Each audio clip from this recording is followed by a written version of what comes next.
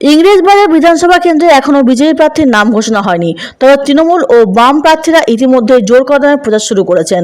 তৃণমূল প্রার্থী আশুষ কুণ্ডু প্রচারে গিয়ে দলের একাংশ নেতৃত্বের কাজের জন্য মানুষের কাছে ক্ষমা চেয়ে ভোট চাইছেন। এ নিয়ে কটাক্ষ করছেন সিপিএম প্রার্থী অম্বর মিত্র ও বিজেপি নেতা অজয় গাঙ্গুলি। তাদের দাবি মানুষের ভোটের মাধ্যমে জবাব নেবে। হাই ভোল্টেজ এই কেন্দ্রে গত কয়েকটি নির্বাচনে বিজেপি এগিয়ে ছিল, তাই এই আসন জিততে তৃণমূল মরিয়া হয়ে আশুষ কুণ্ডুকে প্রার্থী করেছে বলে রাজনৈতিক মহলে মত। মালদা থেকে দেবাশিস পালের রিপোর্ট, বাংলার কণ্ঠ। কৃষ্ণেন্দু কি থাকবে প্রচারে? সবাই থাকবে। কৃষ্ণেন্দু চৌধুরী আমাদের চেয়ারম্যান, আমাদের অভিভাবক, তিনি থাকবেন না? নিয়ার ঘোষ আমাদের চেয়ারম্যান ছিলেন, আমাদের অভিভাবক, তিনি থাকবেন না? এটা হতে পারে? তারা তো আমাকে পথ দেখাবে, তাদের দেখানো পথেই তো আমি হাঁটবো। তার উপর যে মানুষের ক্ষোভ, তা তো আপনার উপরে বর্তাবে হবে। তাকে কি নিয়ে চলা ঠিক হবে? দেখুন, তার উপর মানুষের ক্ষোভ কি আছে নেই? দেখুন, একটা কথা বলছি, আমাদের নেতৃত্বে যাকে যেভাবে নির্দেশ দেবেন তারা সমস্ত স্তরে সেইভাবে কাজ করবেন। আমাদের যদি কিছু ভুলভ্রান্তি হয়ে থাকে তাহলে আমরা মানুষের কাছে ক্ষমা চেয়ে নেব, মানুষের কাছে পথ দেখানোর আদেশ চাইব।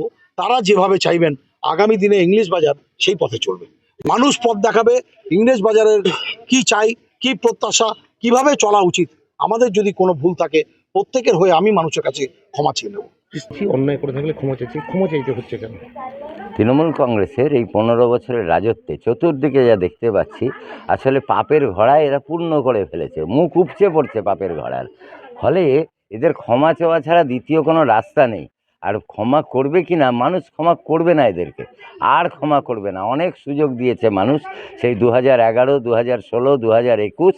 এরা পাপ করতে করতে, টাকা চুরি করতে করতে, দুর্নীতি, বেআইনি কাজ সব করতে করতে এদের গলা পর্যন্ত পাপে ভরে গিয়েছে। তাই এখন ক্ষমা চাইছে মানুষের কাছে। দেখুন, এর আগের বারও তৃণমূলের প্রার্থী যেটা হয়েছিল ইংলিশ বাজারের, ওনারাও মানুষের কাছে লিফলেট বিলি করেছিলেন ক্ষমা চেয়ে, কিন্তু ইংলিশ বাজারের মানুষ সেই ক্ষমা লিফলেটে তাদেরকে ক্ষমা করেনি।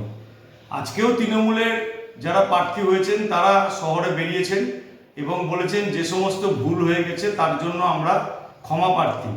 মানুষ ক্ষমা করবে না, এই জন্য তারা অপরাধ করেছে, অপরাধের কোনো ক্ষমা হয় না। এবং 15 বছর ধরে যে জাতীয় অপরাধ করে চলেছে মালদা শহরের মানুষের সঙ্গে, যত ইলেকশন হয়েছে 2014 পর থেকে, তাতে দেখা গেছে এই অপরাধের শুধুমাত্র জবাব দিয়েছে ইংলিশ বাজারের শহরের মানুষ। তাই যত লিফলেট বিলি হোক, যত ক্ষমা প্রার্থী হোক, অপরাধের কোনো ক্ষমা নাই। এটা তৃণমূল কংগ্রেসের সমস্ত যারা প্রার্থী তাদেরকে মেনে নিয়ে ভোট যাত্রায় অগ্রসর হতে হবে।